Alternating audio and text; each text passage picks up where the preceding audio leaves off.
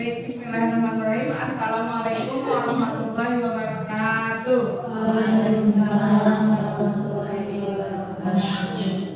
Baik, ibu guru di SMP Negeri 1 Pleret, terima kasih telah menyempatkan hadir dalam sosialisasi diseminasi modul 1.4 tentang budaya positif di SMP Negeri 1 Pleret. Sosialisasi ini merupakan salah satu dari rangkaian tugas saya dalam pendidikan guru penggerak Angkatan 10 Kabupaten Purwakarta. Bapak Ibu, ada yang sudah mengetahui apa sih budaya positif itu? Sikap perilaku yang baik. Sikap perilaku yang baik. Ada lagi? Budaya positif. Budaya itu apa? Positif itu apa? Nah, ini digabungkan. Jadi konsep ini dari budaya positif itu yang pertama mengenai perubahan paradigma belajar. Perubahan paradigma belajar ini konsepnya itu sudah disosialisasikan kemarin di pendampingan individu juga tentang teori dari Hajar Dewantara ya. Kemudian disiplin positif diimplementasikan di disiplin positif, kemudian dikuatkan dengan nilai-nilai kebaikan. Ada lagi kebutuhan dasar manusia, motivasi perilaku manusia, posisi kontrol guru. Ini PR kita Bapak Ibu. Posisi kontrol guru nanti kita akan pelajari apa itu posisi kontrol guru, kemudian keyakinan luas dan segitiga restitusi. Di segitiga restitusi ini mungkin kita nanti akan sama-sama belajar bagaimana cara mengimplementasikan atau menyikapi kasus yang kita hadapi dalam menghadapi siswa yang bermasalah atau tanda kutip ya. Nah, ini budaya positif, Bu. Budaya positif adalah keyakinan dan nilai yang disepakati yang menjadi kebiasaan bersama yang akan dilakukan dalam waktu lama. Menerapkan budaya positif dapat meningkatkan kesadaran diri dalam bentuk karakter positif. Ya. Budaya positif itu jadi apa? Dari pengertian ini bisa disimpulkan apa? Kesepakatan, boleh. Terus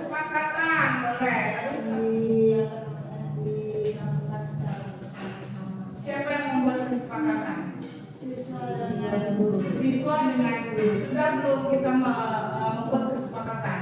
Sudah. Nah, itu namanya bisa termasuk dalam budaya positif yang harus kita implementasikan dalam pembelajaran kita sehari-hari. Selain kesepakatan kelas, apa lagi? Sama nggak ya kesepakatan kelas dengan keyakinan sekolah?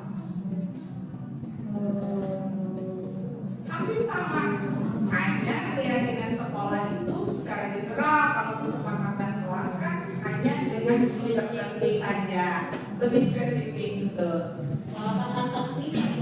Tata tertib yang dibuat gimana dulu? Kalau misalkan maksudnya tata tertib yang dibuat sekolah, maksudnya keyakinan sekolah. Kalau misalkan antara siswa dan guru berarti maksudnya keyakinan kelas gitu ya. Baik, sudah paham ya? Selanjutnya ini tujuan pendidikan menurut Ki Hajar Dewantara. Ki Hajar Dewantara menjelaskan bahwa tujuan pendidikan yaitu menuntut segala kodrat yang ada pada anak-anak agar mereka dapat mencapai keselamatan dan kebahagiaan yang setinggi-tingginya baik sebagai manusia maupun sebagai anggota masyarakat. Oleh sebab itu, kita selaku pendidik hanya dapat menuntun tumbuh atau hidupnya kekuatan kodrat yang ada pada anak-anak agar dapat memperbaiki laku hidupnya dan tumbuhnya kekuatan kodrat anak. Bisa ditangkap apa maksudnya, Bu?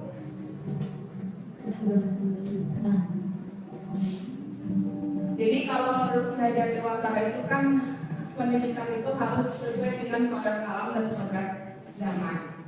Ya, tujuannya tadi untuk memperbaiki laku hidup manusia. Jadi kalau sekarang sudah zamannya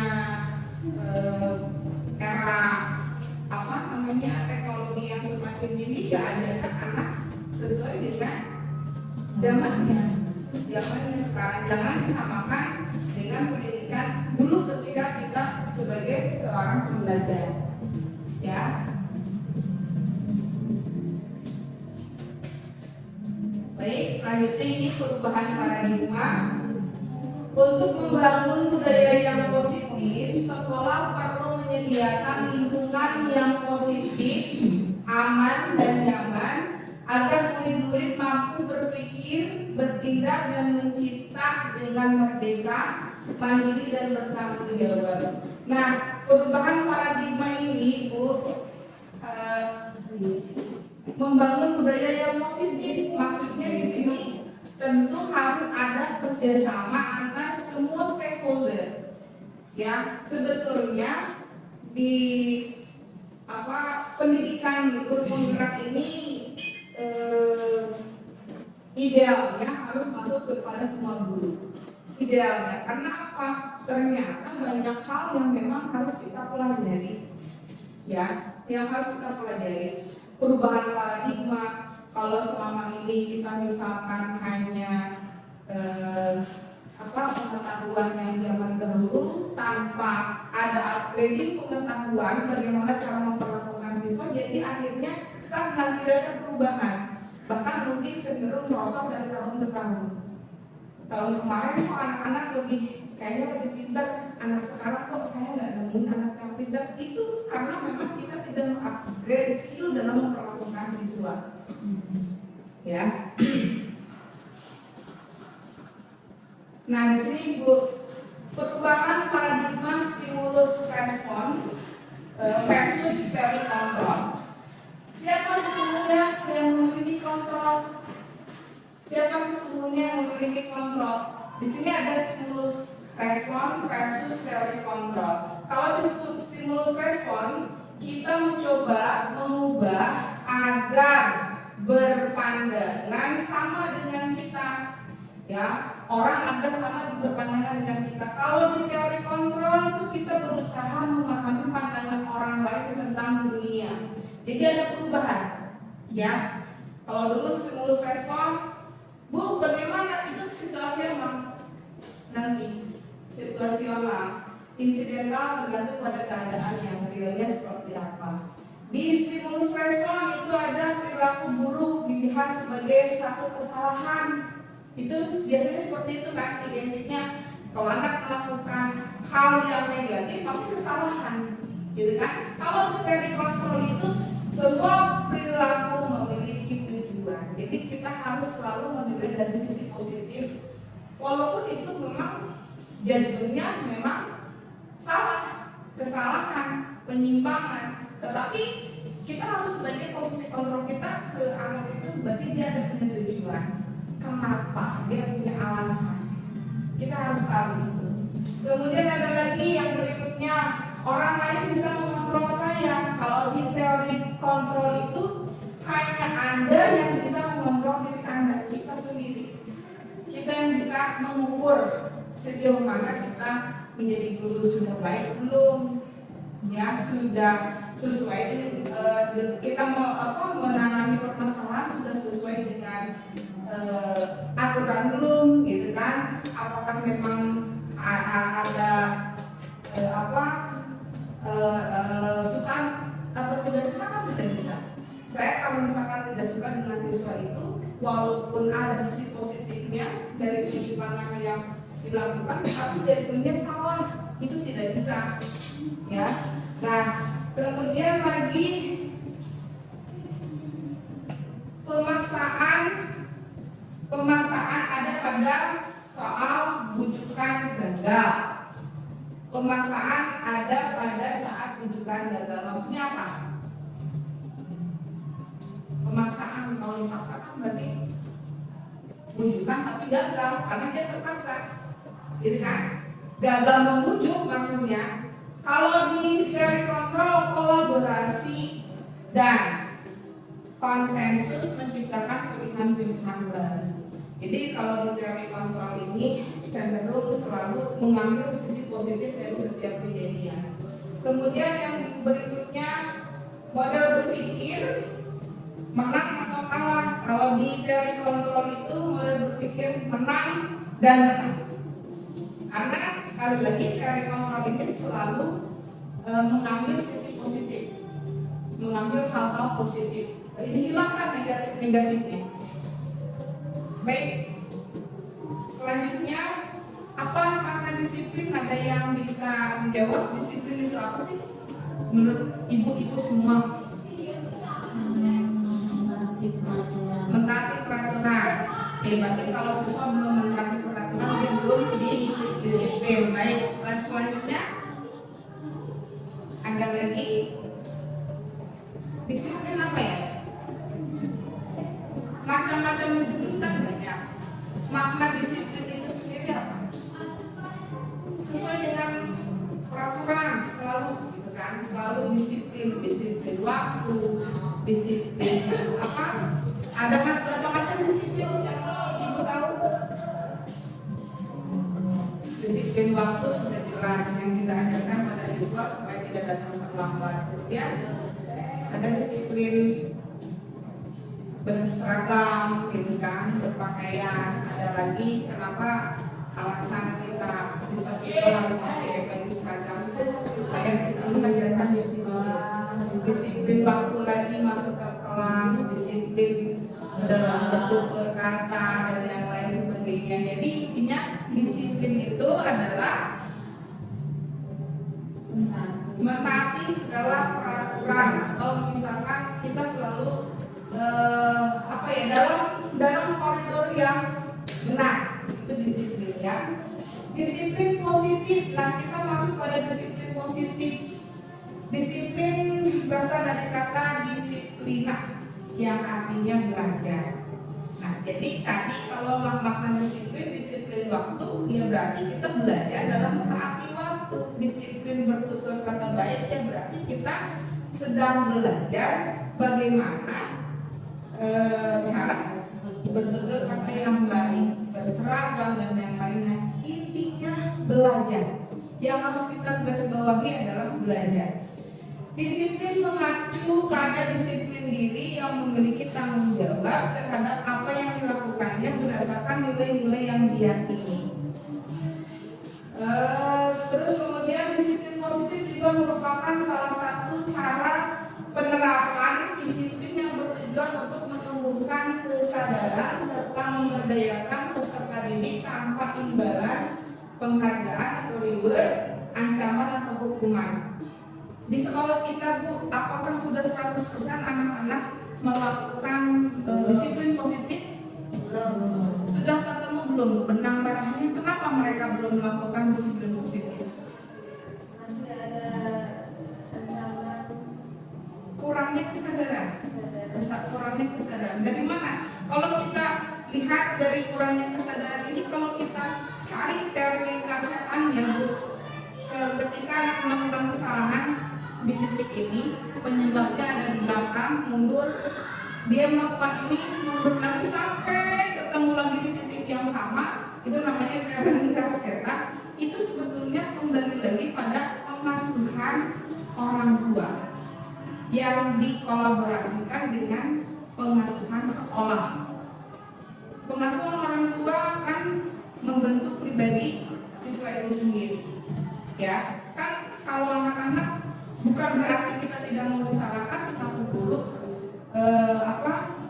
untuk ketika anak melakukan penyimpangan itu berarti gurunya yang salah, bukan, tetapi kan siswa itu sebetulnya di sekolah waktu juga terbatas, tapi kita juga menerima siswa itu kan sebetulnya sudah paket lengkap, sudah terbentuk karakternya, proses disiplinnya. Kalau di sekolah sebelumnya sudah sangat disiplin, yakin di sini pun kita tinggal melanjutkan. Tetapi kan ini PR kita bersama. Artinya ketika kita menerima paketan siswa yang sudah terbentuk, misal terbentuk belum paket lengkap baik, berarti PR kita untuk apa? Berkolaborasi dengan orang tua untuk sama-sama membentuk disiplin positif pada siswa. Ya, begitu ya Bu. Baik, selanjutnya di sini ada nilai-nilai kebajikan. Contoh nilai-nilai kebajikan institusi atau organisasi. Profil pelajar Pancasila, beriman dan bertakwa pada Tuhan Yang Maha Esa dan berakhlak mulia, berkebinekaan global, gotong royong, mandiri, kreatif dan bernalar prestis. Ini sudah tidak asing yang punya. Kemudian ada Ibu Primary Years Program atau PYP ya. Toleransi, rasa hormat, integritas, mandiri, menghargai, antusias, empati, keingintahuan, kreativitas, kerjasama, percaya diri dan komitmen. Di sini ada keterampilan hidup, life skill, dapat dipercaya, lurus hati, pendengar yang aktif, tidak merendahkan orang lain dan memberikan yang terbaik dari diri. Dari nilai-nilai kebajikan ini ada nggak yang nilainya negatif? Mana? Positif semua. Positif semua. Jadi nilai-nilai kebajikan ini harus kita implementasikan pada siswa. Jadi membentuk siswa yang memiliki profil pelajar Pancasila, kemudian toleransi, keterampilan hidup dan yang lainnya, life skill. Ini harus terimplementasikan pada siswa semua supaya mengikis nilai-nilai negatif yang sudah terbentuk pada diri siswa. Ya. Next. Kebutuhan dasar manusia. Kebutuhan dasar manusia adalah segala sesuatu yang kita lakukan untuk mendapatkan apa yang kita inginkan. Seluruh tindakan yang kita lakukan memiliki tujuan tertentu dan semua usaha terbaik yang kita lakukan adalah dalam rangka agar kebutuhan dasar kita terpenuhi dengan baik. Apa saja yang menjadi kebutuhan dasar manusia? Makan, iya. Ada berapa jenis kebutuhan? Sebenarnya kan gitu ya. Tujuan dari pendidikan itu kan ujung tombaknya adalah membentuk siswa yang memang punya kehidupan sendiri dengan kemandirian sukses gitu kan. Kalau sudah sukses pasti kebutuhan dasar manusia semuanya terpenuhi. Itu ujung tombak dari pendidikan sebetulnya. Nah ini sebetulnya ada 5 kebutuhan dasar manusia. Kalau tadi kan kebutuhan ada sandang, pangan, papan itu ada di sini ternyata. Ya, kesenangan kan bisa yang tersier, ya, ada bertahan hidup, makan, tubuh, makan, pakaian, tempat tinggal, kemudian keamanan dan kesehatan. Kemudian kasih sayang dan rasa diterima. Rasa diterima, dipedulikan, berbagi, kerjasama, kemudian menjadi bagian dalam kelompok. Ini PR kita bersama sebetulnya Bu. Kalau di kelas ada bully-membuli, ya anak melaporkan bully-membuli, anak yang melaporkan kemungkinan terindikasi mereka belum mendapatkan kebutuhan dasar kasih sayang dan rasa diterima di lingkungannya. Kemungkinan juga sama kita selaku gurunya. Ini PR juga Bu. Kemudian penguasaan, harga diri, keinginan untuk dianggap. Ada nggak Bu anak yang pengen dianggap? Ada ya. Ini ternyata ada dalam 5 kebutuhan dasar manusia. Memimpin, diakui dan didengar. Ini ternyata semuanya sudah terorganisir Bu kebutuhan anak-anak itu. Jadi ketika saya belajar melakukan pendidikan guru penggerak ini, oh ternyata begini, oh perilaku siswa di sekolah itu ini tuh ternyata ini kurangnya gitu kan. Banyak hal yang memang saya baru menyadari setelah ada di pendidikan guru penggerak ini. Yang berikutnya ada kebebasan mandiri, memiliki pilihan, mencoba hal baru, kemudian kesenangan, bermain, humor, antusiasme, dan tertawa. Suka kedua anak-anak tertawa? Suka. Ini berarti sudah terpenuhi kalau anak-anak happy di sekolah. Sudah terpenuhi kebutuhan dasar manusia. Di antara salah satu kebutuhan dasar manusia. Ya.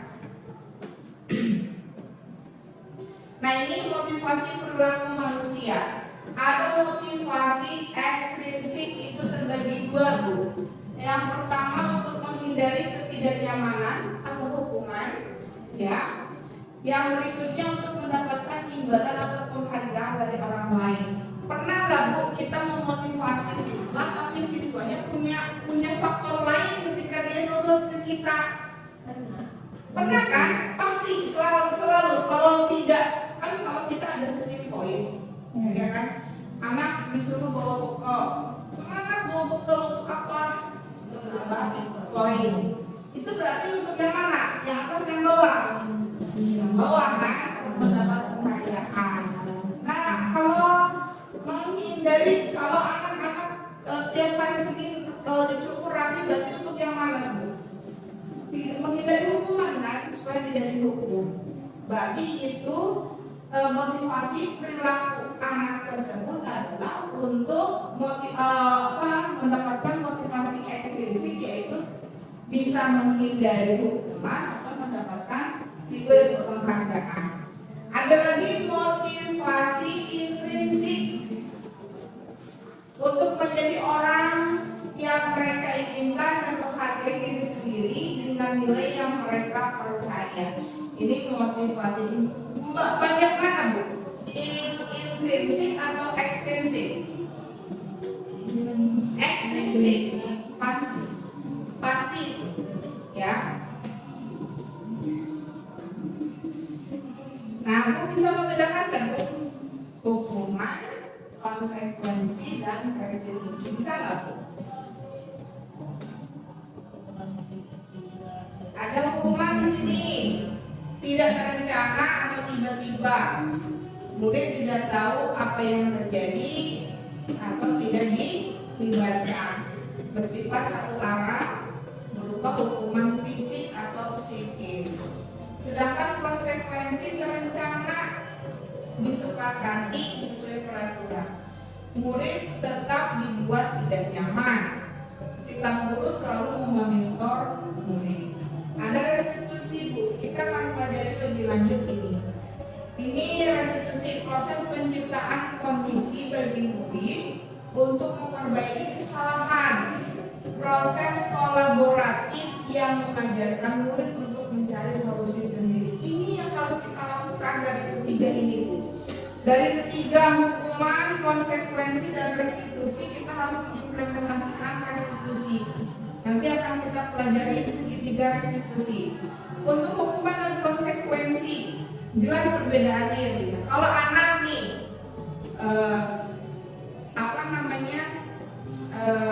dia datang tepat waktu, berarti yang dia hindari konsekuensi atau hukuman?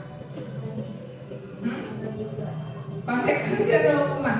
Terencana nggak kalau anak datang terlambat itu terencana? Maksudnya terencana, hukumannya terencana nggak? Kalau konsekuensinya terencana. Nah, berarti dia menghindari konsekuensi ketika dia terlambat, berarti konsekuensi itu. Ya kan? Kalau dia membuli ke temannya, berarti dia akan mendapatkan konsekuensi atau hukuman? Hukuman, karena dia spontan. Ada nggak yang membuli direncanakan? Tidak ada. Pasti karena melihat satu hal spontan, dia pasti langsung membuli, gitu kan? Misal nyebutin nama orang tua atau secara fisik. Nah, ini, Bu, ada posisi 5 posisi kontrol guru. Yang pertama, ini pembuat rasa bersalah. Suka nggak, Bu, kalau panggil anak melakukan kesalahan, dibuat rasa bersalah? Anak teh merasa bersalah nih apa yang dilakukan. Pernah nggak? Suka kan? Sering. Penghukum suka, penghukum kadang-kadang. Oke, pemantau iya, teman. Oke, manajer. Dari kelima ini mana yang sering dilakukan? Menghukum. Tapi semua pernah menjadi penghukum. Betul tidak apa yang sudah kita lakukan? Tidak. Oke, berarti kita akan belajar di sini. Baik. Nah, contoh penerapan 5 posisi kontrol. Ada kasus Bu, lihat. Siswa terlambat datang ke sekolah. Lari keliling lapangan 2 kali. Berarti posisi kontrol kita sebagai guru sebagai penghukum. Nah, kalau beberapa kali Bapak Ibu harus memberitahu kamu selalu saja mengecewakan Bapak atau Ibu. Nah, ini apa? Jadi anak kan kalau dibilang kamu lagi, kamu begini, begitu lagi, kapan sih? Pasti dia anak merasa bersalah. Pasti anak selalu merasa bersalah. Next, nih contoh lagi Bu, kasusnya ya. Siswa terlambat datang ke sekolah. Kata gurunya gini, ayo dong ikuti aturan sekolah, tolong bantu ibu ya, sekali ini saja. Ya sudah, tidak apa-apa, lain kali jangan sampai berbuat seperti itu lagi. Posisinya sebagai teman, kan pernah nggak? Saya pribadi pernah bilang begini, kalau kamu melakukan kesalahan itu pasti ibu dulu yang akan ditanya sama kepala sekolah. Ya kan, ayo satu kali aja tidak. Saya selalu saya katakan itu pada anak-anak kelas saya ditujui khususnya satu kali aja. Kan memang identiknya kalau ada apa-apa pasti tujui kena gitu ya. Saya selalu sampaikan itu karena apa? Memposisikan sebagai teman. Kalau kita sebagai teman mereka pasti dia tidak akan mengecewakan, walaupun memang tidak signifikan perubahannya, tapi ada perubahannya. Yang berikutnya nih, yang posisi kontrol sebagai pemantau. Kamu sudah melanggar peraturan sekolah, kamu tahu konsekuensinya, jangan diulangi lagi. Berarti guru tersebut sudah tahu dia anaknya selalu kok tiap ada upacara misalnya hari Senin dia lagi yang kesiangan gitu kan, dia mantau 1 kali 2 kali di sini kan melanggar peraturan sekolah. Kamu sudah melanggar, kamu tahu konsekuensinya, ini dipantau nih anak sudah berapa kali. Ada contoh kasus yang berikutnya. Siswa datang terlambat ke sekolah. Nah, posisi kontrolnya Bu lihat kalau sebagai manajer. Apakah kamu tahu kesalahan kamu? Kira-kira bagaimana kamu memperbaiki kesalahanmu? Ini ternyata yang harus kita lakukan pada siswa. Kita akan mengimplementasikan segitiga restitusi. Ini sebagai manajer. Sebagai manajer. Kalau manajer tugasnya apa sih Bu? Mengatur. Berarti mengatur, mengontrol gitu kan ya. Nah ini coba Bu,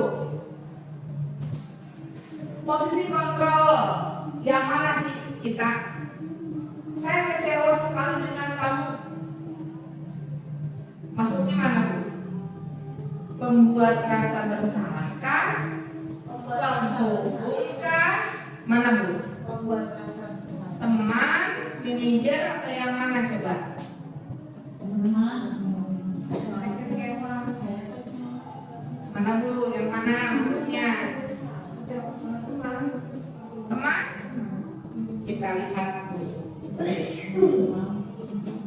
Membuat rasa bersalah. Tadi kalimatnya gimana Bu? Nah ini saya kecewa sekali dengan kamu. Jadi Merasakan aduh saya sudah mengecewakan, menyesal. Itu berarti posisi kontrol kita sebagai pembuat rasa bersama. Selanjutnya, nah ini yang mana Bu? Kamu tidak pernah benar mengerjakannya. Penghukum, pembuat rasa bersalah, teman, manajer, penghukum, yang mana? Yang lain? Coba Bu Yuyun apa? Bu Susi? Coba. Oh, iya. Jadi Bu itu, oke, salah sih udah kena gitu kan gitu. Kamu dari penghukum Bu. Ya, penghukum. Oke, next. Nah, ketika bertanya seperti itu, manajer, teman, penghukum, pembuat rasa bersalah, apa? Pemantau, coba apa?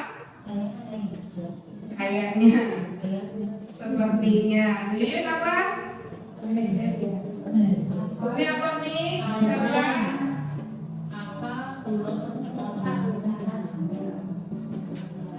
Emas atau apa? Coba kita lihat. Sip. Manajer berarti memberi solusi, dia memancing untuk menemukan solusi. Nih, Bu. Ayo lakukan demi ibu ya. Teman? Pembuat rasa bersalah, manajer atau apa? Oke, sip. Sudah mulai paham ya. Next nih Bu, kamu tidak akan pernah mendapat nilai jika tidak mengerjakan tugas. Hah?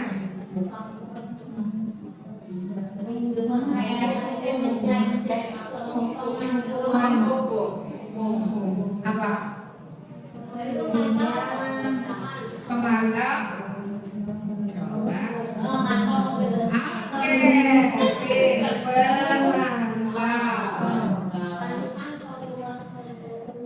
Nah, baik, sudah paham Ibu ya tadi tentang apa? Ada 5 posisi kontrol itu apa saja? Penghukum, pemantau, pembuat rasa bersalah, teman, dan manajer. Baik, lanjut ke keyakinan kelas. Mengapa keyakinan kelas bukan peraturan kelas? Kenapa? Karena berdasarkan kesepakatan antara kedua. Good. Kalau peraturan bedanya keyakinan dengan peraturan apa? Peraturan dibuat Sepihak, satu arah. Kalau peraturan itu guru mengatur yang deadline-nya harus langsung dipatuhi. Kalau keyakinan kelas itu kesepakatan yang dilakukan bersama. Jadi kesanggupan siswa dalam mentaati yang sudah dibuat ya. Ini Bu, pembentukan keyakinan kelas dibuat dengan pernyataan positif. Jadi Bu, nanti kalau dibuat keyakinan kelas itu tidak boleh ada kata tidak Bu. Jadi jangan gini, tidak boleh datang terlambat. Kalimatnya positif negatif gitu. Negatif, berubah kalimat positif. Bagaimana cara membuatnya? Datang tepat waktu. Nah, jangan dilarang buang sampah sembarangan. Itu nggak boleh. Jadi harus dibuat dalam kalimat positif. Berarti apa? Buanglah sampah pada tempatnya. Dilarang merokok. Berarti apa? Tidak boleh. Tidak boleh merokok. Berarti kalimat dibuat kalimat positifnya, tapi maknanya sama. Bahasa Indonesia. Nah, dibuat seperti itu. Jadi, iya, seperti itu ya, merokok sangat membahayakan kesehatan. Di sini ada lagi Bu, sedikit saja agar mudah diingat. Jadi nggak boleh panjang-panjang Bu kalimatnya. Jadi anak biar paham, ingat dengan keyakinan yang sudah dibuat. Sesuai dengan kondisi kelas. Jadi antar kelas boleh tidak sama.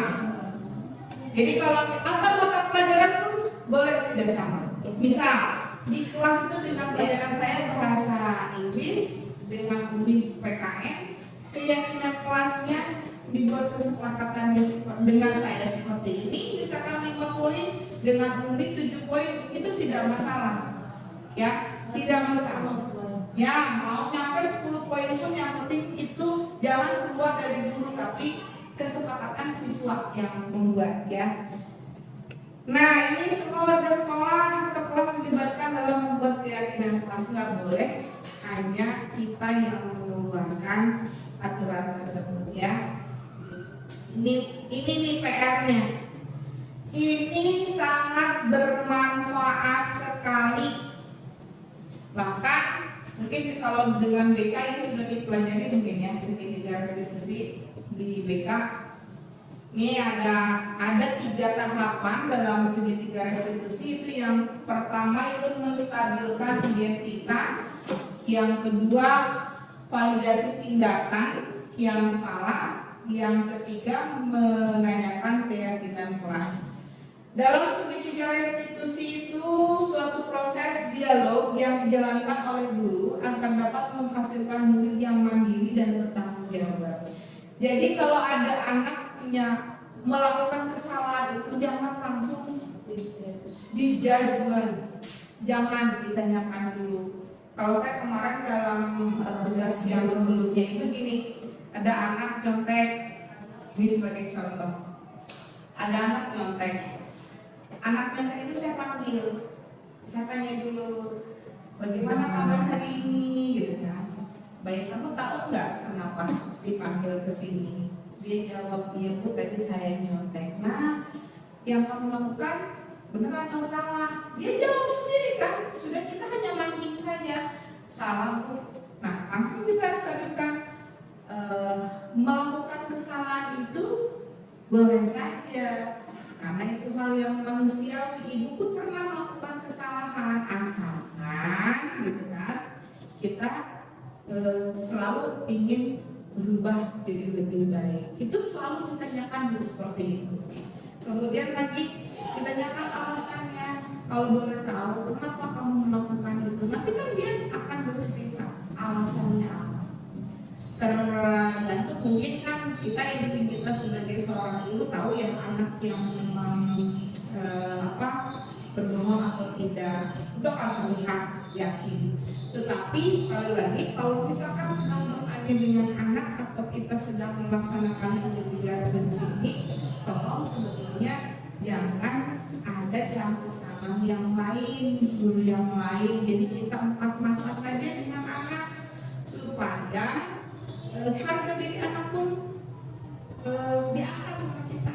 Ketika kita memang bertanya di depan orang lain, itu serasa dijatuhkan, mentalnya kena, anak juga tidak akan pernah mau ikut dengan aturan biasanya anu imam hajakeun Bu. Ya, dia pasti akan bikin ulang lagi. Beda dengan ketika kita memang melakukan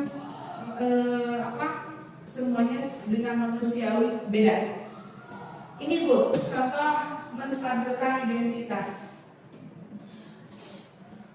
Berdasarkan prinsip membuat kesalahan adalah bagian dari proses pembelajaran, betul nggak Bu?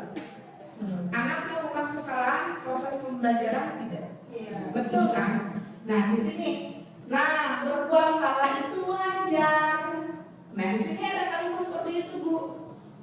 Kita seolah-olah jangan menjadi dia tuh melakukan dosa besar dan yang lain, wajar, hanya kan. Terus kemudian tidak ada manusia yang sempurna, ya. Bapak, Ibu juga pernah berbuat salah. Kamu berhak merasa begitu. Bapak Ibu tidak mencari siapa yang salah, tetapi Bapak atau Ibu ingin mencari solusi dalam permasalahan ini. Jadi kalau menemukan permasalahan itu jangan selesai pada hukuman atau misalkan kalau kita bisa tindak lanjut pemanggilan orang tua, jangan selesai di sana. Tetapi ada tindak lanjut setelah pemanggilan orang tua supaya anak ini ada pembelajaran yang didapat. Kita sebagai guru atau wali kelas itu ada tindak lanjutnya, Bu. Jadi anak, oh ternyata ada perhatian lebih dari dulu. Kita ketahuan melakukan ini, kemudian kita stabilkan identitasnya, ya, menstabilkan identitas, kita validasi tindakan. Di sini ada berdasarkan prinsip setiap perilaku berupaya memenuhi suatu kebutuhan tertentu. Kamu pasti punya alasan. Alasan ini perlu ditanyakan. Kenapa? Karena anak misalkan mencontek, anak datang terlambat. Jangan sampai ketika alasannya urgent kita tetap memberikan konsekuensi atau hukuman. Misal anak datang terlambat, ternyata ngantar dulu orang tuanya ke rumah sakit. Misalnya kan kita nggak mungkin tega mau menghukum kalau kita tahu alasan. Jadi jangan tutup telinga untuk permasalahan anak sebetulnya, harus ditanya dulu. Ada lagi, padahal kamu bisa melakukan hal yang lebih buruk dari ini ya.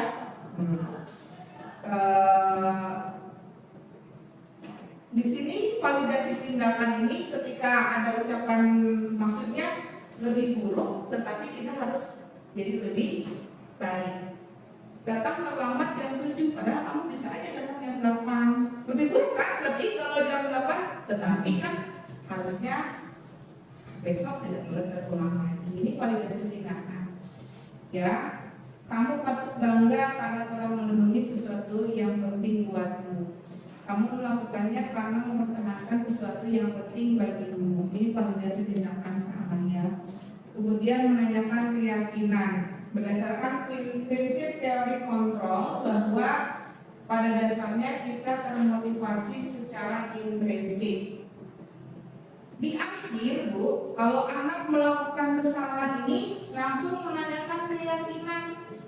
Kamu masih ingat gak kalau kita buat keyakinan kelas di awal? Ya, kalau misalkan dia datang terlambat, kamu ingat gak keyakinan kelas yang sudah kita buat? Ya Bu, apa yang kamu lakukan? Gitu kan? Oh saya datang terlambat, berarti saya melanggar atau tidak datang terlambat. Di sini Bu, nilai-nilai apa yang disepakati bersama? Apakah tadi berarti sudah ada kesepakatan tidak boleh datang terlambat kan? Harus datang tepat waktu. Berarti dia melanggar itu. Kemudian setiap gambaran sebuah kelas yang ideal menurut kamu ini seperti apa gambaran? Mungkin gak sih Bu dalam satu kelas itu semuanya baik? Pasti ada saja kan? Ya. Berarti kalau yang ideal bagaimana? Harus baik semua. Harus baik semua. Minimal kalau dari 100% berarti berapa persen anak-anak baik dikatakan kelas itu baik? 50% udah dikatakan baik loh. Udah. 50% yang baik ini bisa mempengaruhi temannya yang 50%. Nah itu berarti kan ideal. Idealnya itu tergantung kondisi kelas masing-masing ya. Kamu ingin menjadi orang seperti apa? Nah ini harus selalu ditanyakan. Kalau kamu misalkan ini mau gak jadi orang yang selalu melakukan kesalahan, pasti anak jawabnya. Jadi anak akan selalu berpikir. Baik, ini closingnya. Dalam penerapan program disiplin positif, hendaknya guru memiliki standar kepribadian profesional dan sosial yang baik, di mana guru mampu merefleksi dirinya sebagai among atau manajer yang menuntun murid-muridnya menjadi insan yang mandiri, merdeka dan bertanggung jawab. Bu, ini PR kita semua yang kalau melihat dari realita yang ada di sekolah kita, disiplin positif berapa persen sudah dilakukan?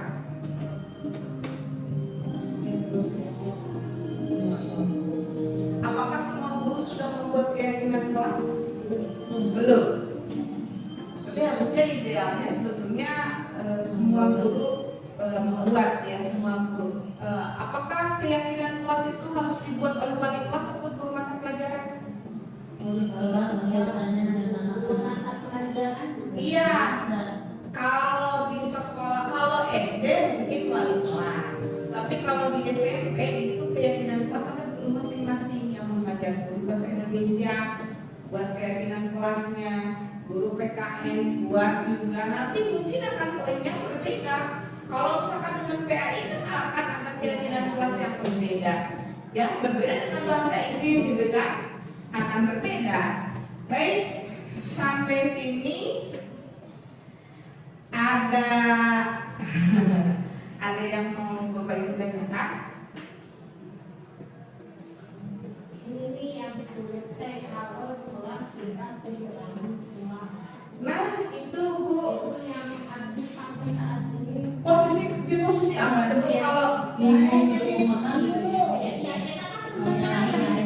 Kalau gugur, nah, oke. Nah, itu berarti posisi kontrol kita pasti ujung-ujungnya sebagai pemhukum kan sebetulnya. Mungkin kalau sebagai teman rasanya sulit ya kalau ada kasus seperti itu. PR Bu belum ya kayak gimana? Ada pengalaman misalkan kelas kehilangan uang sampai kamu nggak yang bisa kalau yang itu memang belum punya solusi. Saya nanya sama Solusinya paling kita harus bersama. menyadarkan untuk anak yang Jujur, betul. Tapi itu kan sulit. Sulit dan ditambah kalau misalkan sulit kita membuat anak di depan fasilitas yang harus kita lengkapi seperti CCTV. Sebenarnya dengan adanya CCTV aktif atau enggak juga anak udah takut sebenarnya. Iya. Sebenarnya mau bohongan aja udah takut sebenarnya. Sebenarnya hanya untuk nakut-nakutin ke siswa gitu kan, tapi ya tadi ini PR bersama kita harus sebetulnya idealnya disiplin positif ini saya sosialisasikan pada semua guru supaya memang semua guru ini boleh nanti insya Allah saya akan sosialisasikan lagi. Insya Allah. Baik, terima kasih Ibu. Mohon maaf sudah mengganggu waktunya. Assalamualaikum warahmatullahi wabarakatuh.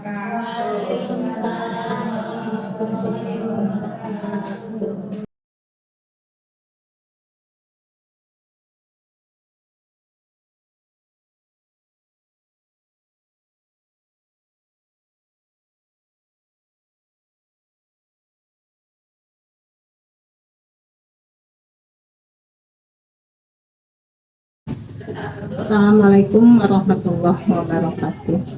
Nama saya Teti Fatimah, unit kerja di SMP Negeri 1 Baret. Setelah saya mengikuti diseminasi yang dipandu oleh Bu Desi, saya lebih tercerahkan tentang pentingnya keyakinan kelas dan peran kontrol kita sebagai guru, juga mengenai cara menangani permasalahan siswa dengan menggunakan segitiga restitusi. Terima kasih. Assalamualaikum warahmatullahi wabarakatuh. Assalamualaikum warahmatullahi wabarakatuh. Nama saya Yaya Nokaya. Saya bekerja di SMP Negeri 1 Baret sebagai guru bahasa Indonesia. Setelah saya mengikuti diseminasi yang dipandu oleh Ibu Desi, saya lebih tercerahkan tentang pentingnya keyakinan kelas dan peran kontrol kita sebagai guru, juga mengenai cara menangani permasalahan siswa dengan menggunakan segitiga restitusi. Terima kasih. Assalamualaikum warahmatullahi wabarakatuh. Nama saya Nani Haryani, unit kerja SMP Negeri 1 Pleret. Setelah saya mengikuti diseminasi yang telah dipandu oleh Ibu Desi, Saya meyakini tentang keyakinan kelas dan peran kontrol guru dan segitiga restitusi. Terima kasih. Assalamualaikum warahmatullahi wabarakatuh. Nama saya Leni dari SMP 1 Pleret. Setelah saya mengikuti diseminasi yang dipandu oleh Bu Desi, saya lebih paham tentang pentingnya keyakinan kelas dan peran kontrol kita sebagai guru, juga cara menangani masalah anak dengan menggunakan segitiga restitusi. Terima kasih. Assalamualaikum warahmatullahi wabarakatuh. Sampurasun. Nama saya Susan Nurbani Sidi, unit kerja saya di SMPN 1 Pleret. Setelah saya mengikuti diseminasi yang dipandu oleh Bu Desi, saya lebih tercerahkan dan lebih terinspirasi mengenai pentingnya keyakinan kelas dan peran serta kontrol kita sebagai guru mengenai cara menangani permasalahan siswa untuk memecahkan masalahnya dengan menggunakan segitiga restitusi. Itu sangat bagus. Terima kasih. Assalamualaikum warahmatullahi wabarakatuh. Nama saya Nok Rokaya dari SMP Negeri 1 Pleret. Kemarin dengan Bu Desi saya menerima penjelasan mengenai restitusi sekolah dan keyakinan kelas, juga permasalahan yang dihadapi oleh anak-anak di kelas 7E. Alhamdulillah, dalam melakukan keyakinan kelas itu mereka harus yakin bahwa mereka tidak akan melakukan yang negatif. Contohnya diantaranya kelas 7E itu banyak yang melakukan negatif. Contohnya ketika dia sedang belajar, khususnya pelajaran PAI, dia itu keluar dan tidak mau belajar. Mungkin setelah saya diselidiki, ternyata anak tersebut tidak bisa membaca Al-Quran, sehingga dia ketika pelajaran PAI itu tidak mau, akhirnya dia keluar. Dan selanjutnya tidak boleh membuang sampah sembarangan. Selanjutnya adalah keyakinan kelas itu tidak boleh terlambat ke kelas dan tidak boleh membuli teman-teman yang ada di kelas. Juga tidak boleh jahil, juga tidak boleh keluar ketika materi pembelajaran sedang berlangsung, baik itu PAI maupun PKN maupun apa saja pelajaran yang ada di dalam kelas. Terima kasih. Wassalamualaikum warahmatullahi wabarakatuh. Saya Ade Rahman, saya guru matematika di SMP Negeri 1 Pleret. Setelah saya mengikuti diseminasi yang dipandu oleh Bu Desi, saya lebih memahami tentang disiplin positif, pentingnya keyakinan kelas, serta peran kontrol kita sebagai guru, dan yang paling penting tentang cara menangani permasalahan siswa menggunakan segitiga restitusi. Terima kasih. Sekian. Assalamualaikum warahmatullahi wabarakatuh. Saya Wulan Pusitasari, mengajar IPA di SMP Negeri 1 Pleret.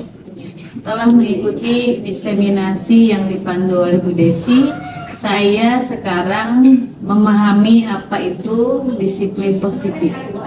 Kemudian tentang pentingnya keyakinan kelas, peran kontrol guru, serta saya belajar tentang segitiga restitusi untuk menangani permasalahan anak di kelas. Terima kasih. Assalamualaikum warahmatullahi wabarakatuh.